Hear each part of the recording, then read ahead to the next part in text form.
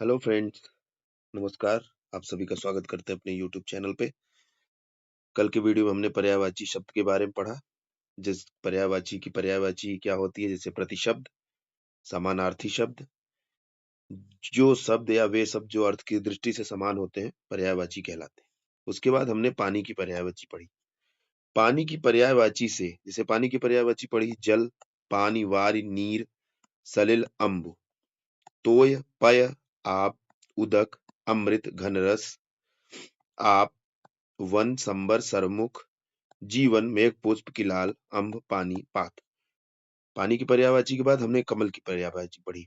अर्थात पानी की पर्यायवाची में ज लगाने से कुछ पर्यायवाची कमल की बनती है, लेकिन कुछ ही में लगाने से कमल की पर्यायवाची बनती है। जैसे वारी, वारी मतलब पानी, वारिज मतलब कमल, जल मतलब पानी, जलज मतलब कमल, पाथ मतलब पानी, पाथोज मतलब कमल, अम्बु मतलब पानी, अम्बुज मतलब कमल। ये हम कल देख चुके थे। उसके बाद बारी आती है बादल की पर्यायवाची। देखिए, पानी की पर्यायवाची में जब हमने ज लगाया तो बना कमल की पर्यायवाची, लेकिन जब पानी की पर्यायवाची में द लगाते हैं, यहां पे हमने लगाया द। द अर्थात देने वाला, द अर्थात देने वाला। तो जलद मतलब जल देने वाला, तो जल देने वाला कौन हो सकता है? बादल। अम्बु, अम्बु मतलब पानी, द मतलब द लगाएंगे तो देने वाला, तो अम्बु मतलब अम्बुद, तो अम्बुद मतलब पानी देने वाला। बादल, तो बादल की पर्यायवाची में कौन सा हुआ? जलद, अम्बुद, वारी, वारी मतलब पानी, वारिद मतलब बादल, नीर मतलब पानी, नीरद मतलब बादल, आप मतलब पानी, अब्द मतलब बादल, पय मतलब पानी, पयोद मतलब बादल। द अर्थात देने वाला। तो इसमें कुछ पर्यायवाची इससे बन जाते हैं बादल के, पानी में द लगाने से। कुछ पर्यायवाची बनते हैं धर लगाकर। धर मतलब धारण करने वाला। जैसे जल धर, तो जल को कौन धारण करता है? बादल धारण करता है। वारिधर, वारी मतलब पानी, पानी को कौन धारण करता है? बादल धारण के वारिधर। अम्बु मतलब पानी आप जानते हैं, तो अम्बुधर हो गया। पय मतलब पानी जानते हैं, पयोधर हो गया। नीर मतलब पानी जानते हैं, नीरधर हो गया। धाराधर भी बादल होता है। धाराधर, धारा को धारण करने वाला। तो कितने पर्यायवाची हमको मिल गए? जलद, अम्बुद, वारिद, नीरद, अब्द, पयोद। ये द लगा के बन गए। धर लगा के बने जलधर, वारिधर, अम्बुधर, पयोधर, नीरधर, धाराधर। ठीक है। इसके बाद बारी आती है वाह। वाह लगाकर पर्यायवाची बनाना बादल की। वाह का मतलब होता है वहन करने वाला या ढोने वाला, वहन करने वाला या ढोने वाला। तो अम्बुवाह मतलब पानी को ढोने वाला या ले जाने वाला। वारिवाह पानी को ले जाने वाला। जलवाह वारी को ले जाने वाला, जल को ले जाने वाला। नीरवाह नीर को ले जाने वाला। तो ये क्या हुए? ये भी बादल के पर्यायवाची होते हैं। शब्द में एक शब्द में एक छोटा सा अक्षर लगाने या एक शब्द लगाने से बादल की पर्यायवाची बन जा रही है। किसमें? पानी में। अम्बु मतलब पानी, वाह मतलब ले जाने वाला। तो कौन हुआ? पानी को कौन ले जाता है? बादल ले जाता है। पानी को कौन ले जाता है? बादल ले जाता है। वारी मतलब पानी, जल मतलब पानी, नीर मतलब पानी। ठीक है। उसके बाद कुछ पर्यायवाची हमें याद करने होते हैं, जैसे घन। कहते हैं ना घनघोर बादल छाए हो। घन मतलब बादल। बलाहक मतलब बादल। मेघ, कहते हैं मेघ बरस रहा है या गरज रहा है। मेघ मतलब बादल। अभ्र, अब अभ्र के दो अर्थ होते हैं। अभ्र का मतलब एक तो आकाश होता है और एक बादल, आप जानते हैं। मेह भी बादल की पर्यायवाची होती है। जिमूत होता है, पर्जन्य होता है। सारंग की बहुत सारी पर्यायवाची, सारंग के कई अर्थ होते हैं, एक बादल में भी लिए जाते हैं। और एक बलाधर होता है। तो ये हुआ हमारा बादल की पर्यायवाची।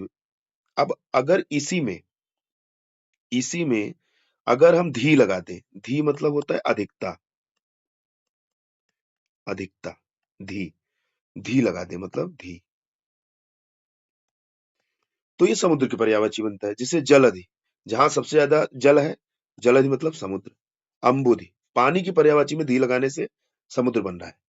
पयोधि, नीरधि, वारिधि, अवधि। पानी में धी लगा दिया। धी मतलब अधिकता, जहां बहुत ज्यादा हो। ज्यादा मात्रा में क्या है? पानी की सबसे ज्यादा मात्रा कहाँ होती है? चाहे वो नदी से निकले, चाहे नाले से निकले, कहीं से भी जाके कहाँ मिल जाता है? समुद्र में। तो वहां पानी की अधिकता हो जाती है, इसलिए धी लगाने से समुद्र की पर्यायवाची बन रही। निधि, निधि का मतलब होता है खजाना। जैसा कि आप जानते हैं, निधि का मतलब खजाना। कहते हैं ना थे निधि, कोष जिसको बोलते हैं। निधि का मतलब कोष है, खजाना। तो निधि लगाने से भी अब जल की निधि, जल का सबसे बड़ा खजाना क्या है? समुद्र है। तो वहां पे निधि लगा दीजिए, नीर निधि, जल निधि, तोय निधि, वार निधि, पयो निधि। मतलब पानी में धी लगा दो तो भी समुद्र, पानी में निधि लगा दो तो भी समुद्र, लेकिन पानी में द लगा दो तो वो बादल हो जाता है।